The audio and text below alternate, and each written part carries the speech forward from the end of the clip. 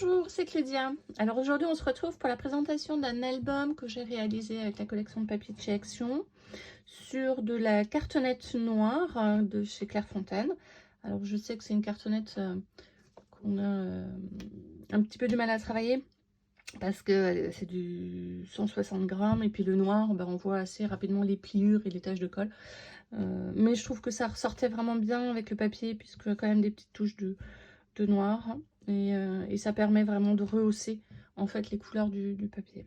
C'est un très grand album puisqu'il est 25 sur 23, mais ça permet effectivement d'y mettre des grandes photos dedans. C'est un album avec 4 pages, avec des doublures de pages dans chacune, vous le verrez tout à l'heure, et une reliure qui est une reliure en accordéon. L'album est relativement grand, hein, il fait 25 sur 23 et ici on a une tranche qui fait 8 cm. J'y ai inséré donc une breloque que j'ai réalisée avec un pompon des perles. Ça c'est un petit décor en bois et une petite breloque de chez Action qui permet de rappeler la rosace qui vient également de Action. Et j'ai attaché tout ça avec une attache parisienne. Sur le dos de couverture, et ici j'ai simplement repris, j'ai découpé l'image de la page de garde du bloc d'Action. J'ai volontairement laissé l'encart pour pouvoir mettre en 3D. Alors, je pensais les lettres de titre de l'album. Voilà, alors on va y aller. Je vais vous découvrir ça. Alors j'ai pour habitude de toujours réaliser une enveloppe, soit en début d'album, soit en fin d'album, pour me permettre d'y insérer en fait les chutes de papier. Donc là en l'occurrence j'ai fait une petite carte et puis j'ai réalisé des petits tags qui permettront soit d'offrir l'album, soit d'illustrer les photos, si jamais on n'a pas assez de place pour le jouer en ligne. Alors sur cette première page de l'album, on a bien évidemment une double page ici qui est relativement large pour vraiment pouvoir glisser assez de façon facile. Et là, j'utilise jamais de colle dans ces doubles pages, je mets du scotch double face tout autour. Ça permet effectivement, c'est une petite astuce qui permet vraiment d'avoir des doublures de pages qui coulissent relativement bien, même si vous mettez des grandes photos dedans. On n'aura pas avec un petit décalage, vous voyez, de 5 mm qui permet vraiment de bien glisser la cartonnette. Et ici vous le voyez, elle est double en plus, donc c'est très agréable. Enfin voilà, c'est plus facile à manipuler que les papiers qui accrochent. Sur cette première page, donc un système de fermeture en tirette avec un aimant de chaque côté qui permet à la carte de bien rester fermée, et un grand espace photo et journalier.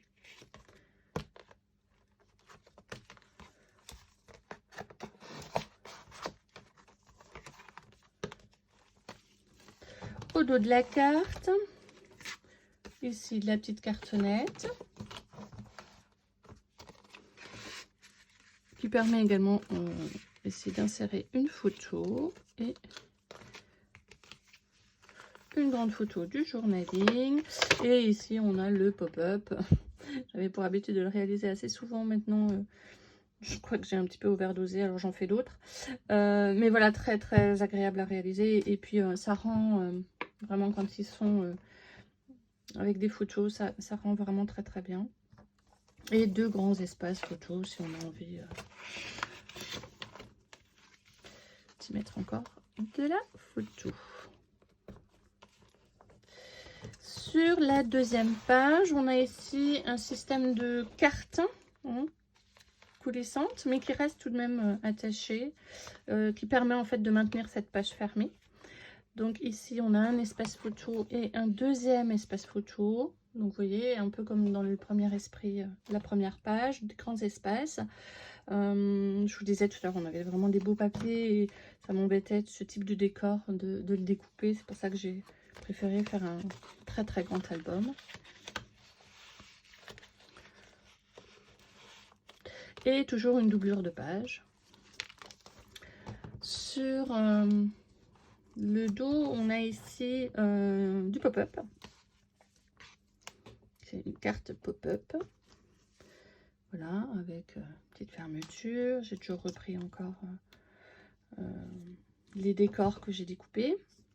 Donc carte pop-up avec 2 photos et un 3e espace plus grand et un tag. Donc, bien évidemment, hop, ça se glisse.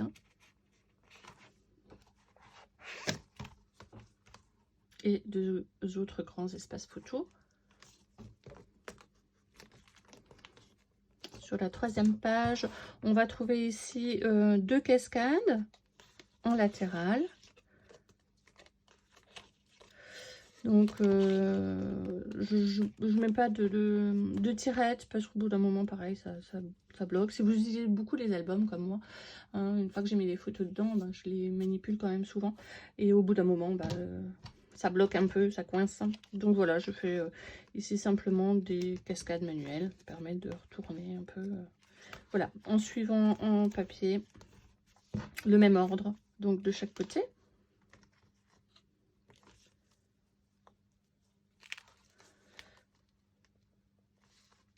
Alors pour ceux qui débutent, je pense notamment à l'utilisation des papiers. Respectez toujours la règle des 3 couleurs ou des 3 papiers. Là, c'est une très bonne illustration sur cette page-là. C'est-à-dire qu'on va toujours mixer 3 papiers. On part toujours d'un imprimé qui vous plaît bien. Et dans cet imprimé, vous identifiez donc 2 couleurs. Donc ici, le vert et le rose. Et ensuite, je vais choisir, donc soit en vert, soit en rose, un papier qui est uni. Donc ici, j'ai pris le rose. Et le 2e papier qui doit présenter une petite structure. Donc ici, les petits pois. Hein, on ne va jamais mixer, par exemple, 2 papiers très, très colorés. Alors, à part ici, hein, puisque là, on va retrouver un peu cette thématique-là. Mais en général, c'est la règle que j'applique pour mixer mes papiers. Donc là, on va retrouver un peu le même principe. Hein. Vous voyez, on a ici un papier qui est très coloré, hein, avec le rappel de la petite fleur qui est en 3D. Et un papier qui est légèrement texturé et du papier uni. Donc sur cette page-là, on a un système de fermeture avec un élastique que qu'on accroche simplement après une attache parisienne.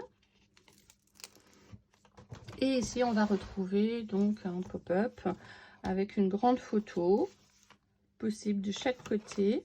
Donc ici, ou avec du journaling. Et ici, on a encore 2 cartes.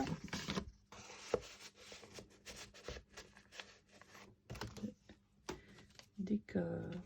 Hop. La page suivante.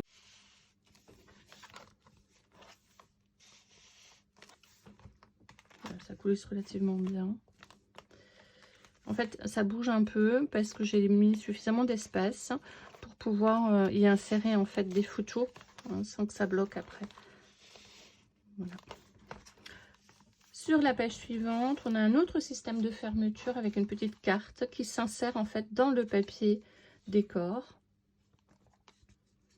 et qui permet ici d'y insérer en fait 3 photos cachées. On appelle les pochettes photos cachées. Voilà, en 3 exemplaires, ici et ici, avec possibilité bien évidemment de mettre du journaling. Donc là, c'est simplement une petite chute de cartonnette hein, de la première page de couverture que j'insère dans le papier décor. Et ça fait un très très joli tag pour permettre de fermer la page. Sur la dernière de couverture, j'ai repris mon concept d'enveloppe.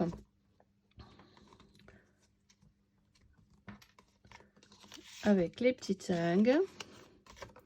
Et comme il me restait en fait un grand morceau de papier uni, j'ai réalisé une petite carte embossée.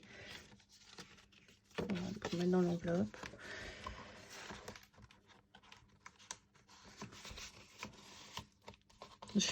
J'avais pour habitude quand je partais sur des longs séjours en fait de m'envoyer une carte. Hein, ça me permettait d'avoir un souvenir du pays que je visite et d'avoir le timbre adapté. Donc c'est peut-être l'occasion d'utiliser cette carte-là. Et ici encore une dernière. Puis j'ai pas doublé pour laisser suffisamment souple hein, pour qu'elle puisse bien rentrer dans la pochette. Voilà, présentation est terminée. J'espère que ça vous a plu. Si vous avez besoin de renseignements, vous n'hésitez pas à me faire un petit commentaire. J'y répondrai avec grand plaisir. Et puis je vous souhaite une bonne journée et un bon scrap. À bientôt.